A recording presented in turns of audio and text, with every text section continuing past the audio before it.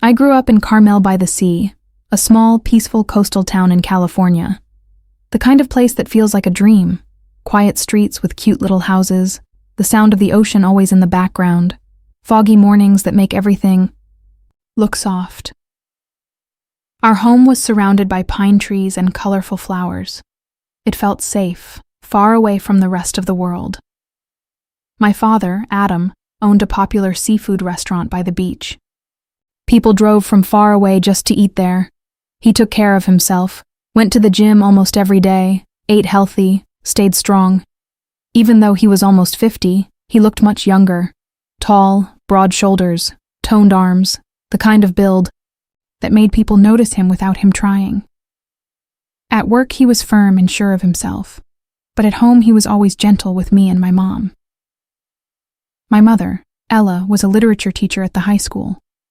She loved books. I can still picture her, sitting in her favorite chair under the warm lamp, reading with her glasses on, lost in a story.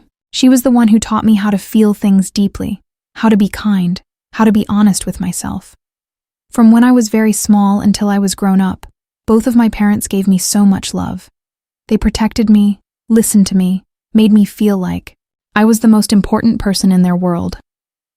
When I was little, every time Dad came home from work, I would run to him and jump into his arms. I'd wrap my arms around his neck as tight as I could, and he'd lift me up, laughing, spinning me around. Being held by him felt like the safest place in the whole world. Nothing could hurt me there. I never thought about it too much. I just felt loved and protected. I always liked pretty things. Soft dresses, shiny jewelry, anything cute and feminine. I'd pick out something beautiful, run to show my parents, spin around in front of them, and wait for their smiles and compliments.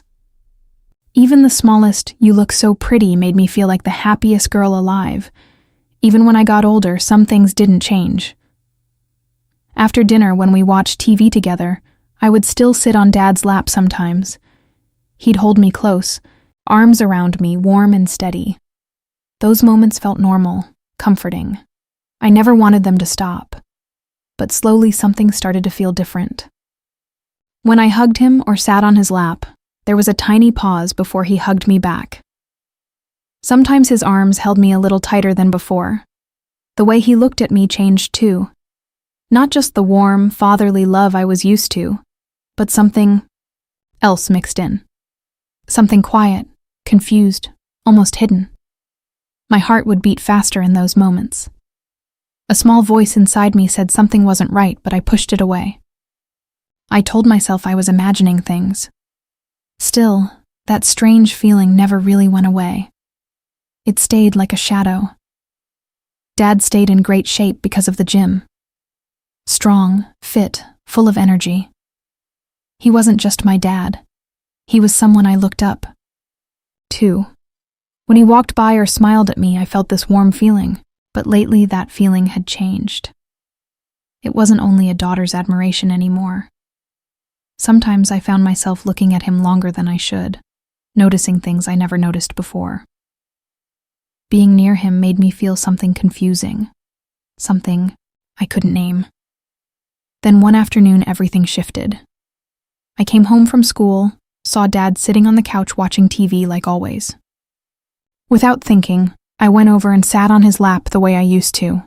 He hugged me back, but the air felt different, heavier. The hug was warm, but something was off. As I sat there, I felt something I couldn't ignore. At first, I thought it was just the way I was sitting, or something in his pocket. But the longer I stayed, the more obvious it became. My heart started racing. The room felt too quiet, too warm. I froze. The comfort I always felt in his arms turned into awkwardness. We didn't speak. We just sat there in that thick silence, until Mom walked through the door. That broke the moment. We moved apart fast. I stood up, smiled like nothing happened. But inside, something had changed forever. After that, Dad started paying more attention to me, asking about my day in detail, noticing small things. He bought me clothes and gifts I didn't ask for. At first it felt nice. but slowly I realized it didn't feel like regular fatherly care anymore. The way he looked at me, the little touches, everything, started to feel different, closer than it should be. The line was truly crossed one night Mom had to go away for a school trip. It was just me and Dad at home. When I came back from school, the table was set beautifully. Candles, nice food, wine. Dad said it was to celebrate something good at the restaurant. We ate, talked, laughed about old memories. The wine kept flowing. My head got light. Everything felt soft and blurry.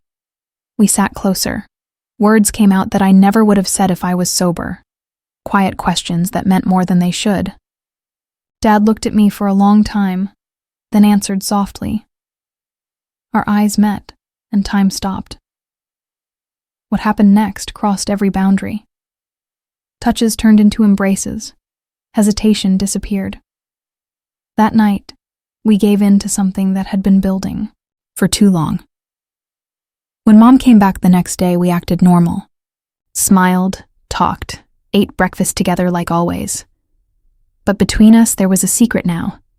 Silent, heavy, impossible to ignore. Guilt ate at me every day, but the pull was still there. We kept meeting in secret, quick and hidden, torn between shame and wanting more. It couldn't stay hidden forever. One night, Mom came home early without warning. She saw everything. No shouting, no fight, just silence, then her walking out. The house felt frozen. Days passed in heavy quiet. Eventually, she left for good and filed for divorce. The family I thought would never break, broke because of me. Mom, who loved me so much, was hurt in a way I can never fix. Dad, who was always my protector, became part of the pain. The house turned cold and empty. I live with that regret every single day. I destroyed something that can never be put back. Together. To anyone listening, please protect the boundaries in your family. Love and closeness can sometimes blind us. Don't let weak moments lead you to choices you'll regret forever. Respect the lines. Guard the trust. Because once it's gone for good. Like, share, comment.